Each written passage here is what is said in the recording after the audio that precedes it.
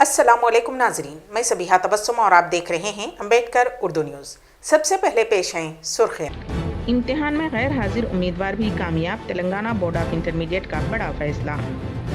गैर एग्रीकल्चर जायदादों के धरनी पोर्टल पर हाईकोर्ट की रोक। हैदराबादी नौजवान का अमेरिका में कत्ल।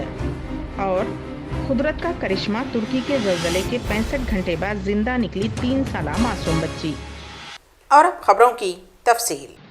तेलंगाना बोर्ड ऑफ इंटरमीडिएट ने मार्च 2020 के सालाना इम्तहानात में फ़ीस अदा करने के बाद कोरोना वायरस की वबा या दीगर मुश्किलात की वजह से इम्तिहान में शिरकत न करने वाले सेकंड ईयर के उम्मीदवारों को भी कामयाब करार दिया है। ऐसे उम्मीदवारों की तादाद 27,000 बताई गई है। ये तमाम 5 नवंबर की शाम 5 बजे से मेमो डाउनलोड कर सकते हैं। तेलंगाना हाई कोर्ट ने धरनी पोर्टल पर गैर ज़रूरी जायदादों की तफसीलात के इंदराज पर पाबंदी लगा दी है।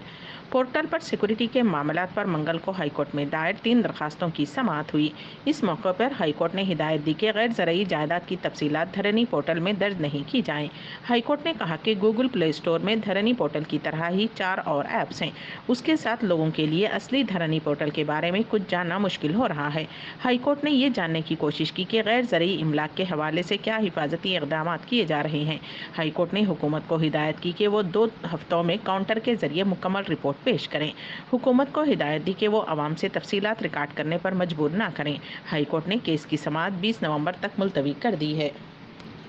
तेलंगाना में कोविड-19 के 1,536 नए मामला दर्ज किए गए हैं, जिसके बाद रियासत में मामलात की तादाद बढ़कर 2,42,506 हो गई है।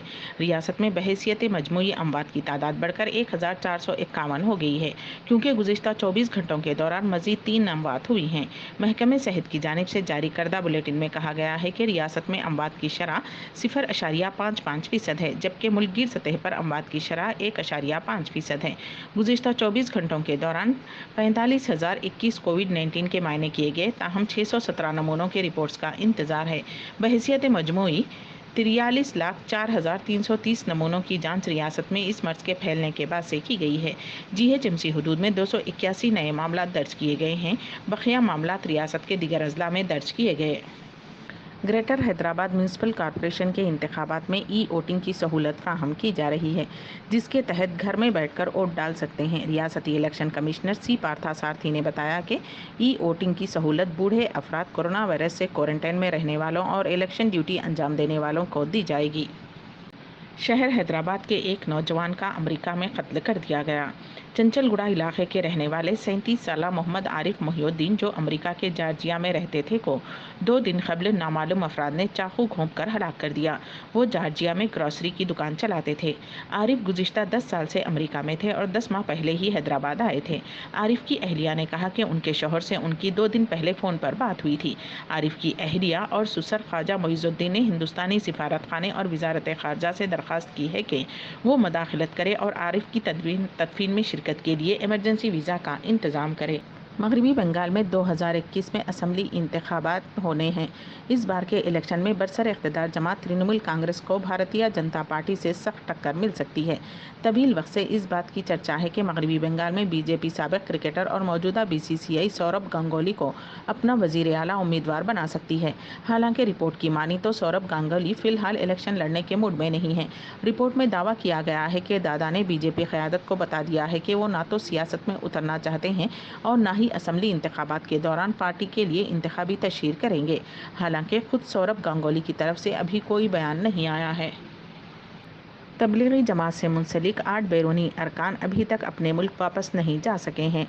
हालांकि कोरोना लॉकडाउन में खिलाफ वर्जी करने के इल्ज़ाम से अदालत उन्हें बरी कर चुकी है, लेकिन सभी जमाती अफराद के पासपोर्ट जब्त हैं। बगैर पासपोर्ट के जमात के अफराद कैसे अपने मुल्क लौटेंगे? उसी के पेश नज़र साकेत कोर्ट में एक अर्जी दाखिल की गई है। अदालत ने दिल्ली पुलिस से इस मामले पर जवाब दाखिल करने को कहा है। बंगाल में जहां एनआईए की सरगर्मियों को लेकर सवाल उठ रहे हैं, रियासती उज़रा से लेकर हुकूक़ इंसानी कमीशन जैसी तंजीमों रियासत में एनआईए की सरगर्मियों को मशकूक बता रही हैं, तो वहीं दूसरी जानिब एनआईए अपने दावे पर कायम है। एनआईए के मुताबिक बंगाल में अलकायदा का एक मजबूत नेटवर्क काम कर रहा है। सितंबर से लेकर रवां माह तक एनआईए ने अलकायदा से ताल्लुक़ रखने के इल्ज़ाम में बंगाल के मुर्शिदाबाद से 8 लोगों को गिरफ्तार किया है। गुज़िश्ता कल भी एनआईए ने मुर्शिदाबाद से अब्दुल मोमिन नामी एक मदरसा मदरसा टीचर को गिरफ्तार किया है। 32 साला अब्दुल मोमिन के बारे में कहा जा रहा है कि वो अलकायदा में नौजवानों को भर्ती करने के काम पर मामूर था। एनआईए अब्दुल मोमिन को भी दिल्ली ले जाकर पूछगछ करेगी।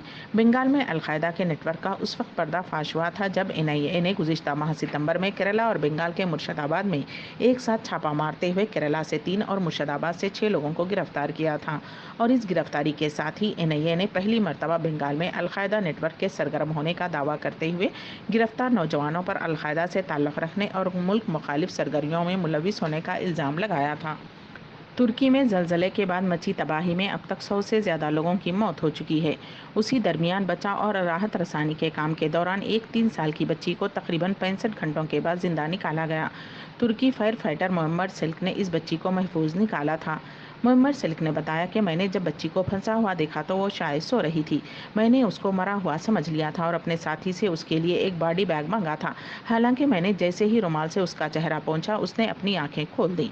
उसने मेरा अंगूठा जोर से पकड़ लिया। मैंने आज तक कभी ऐसा करिश्मा नहीं देखा था। बता दें कि गुज़िश्ता 65 घंटों से तुर्की फायर फाइटर्स की टीमें सर्च और राहत रसानी के कामों में मसरूफ़ हैं।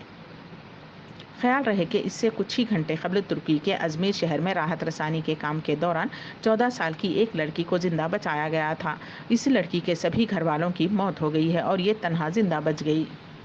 हुकूमत अफ़गानिस्तान ने काबुल यूनिवर्सिटी पर दहशतगर्दाना हमले में अपने जान गंवाने वाले और मुतासिरों के साथ इजहार एकजहती के लिए मंगल के रोज़ कौमी शोक के एक दिन का ऐलान किया। अफ़गान सदारती भवन की तारीफ से जारी होने वाले एक बयान में ये इत्तला दी गई है। मुल्क की वजारत सेहत आमा की ताज़ा रिलीज़ के मुताबिक पीर के रोज़ दहशतगर्दों के एक ग्रुप ने काबुल यूनिवर्सिटी पर हमला किया। हमलावर दहशतगर्द यूनिवर्सिटी के कैंपस के अंदर दाखिल हुए और अंधाधुंध फायरिंग शुरू कर दी। उस हमले में 22 अफराद हलाक और उतनी ही तादाद में दीगर अफराद जख्मी हुए थे। बयान में कहा गया है कि मुल्क भर की मसाजिद में खुसूसी दुआएं की जाएंगी और मुल्क व बैरून मुल्क के सिफारत खानों में कौमी परचम आधा झुका रहेगा। सदर जमहूरिया मोहम्मद अशरफ गनी ने इस हमले की सख्त मजम्मत की है।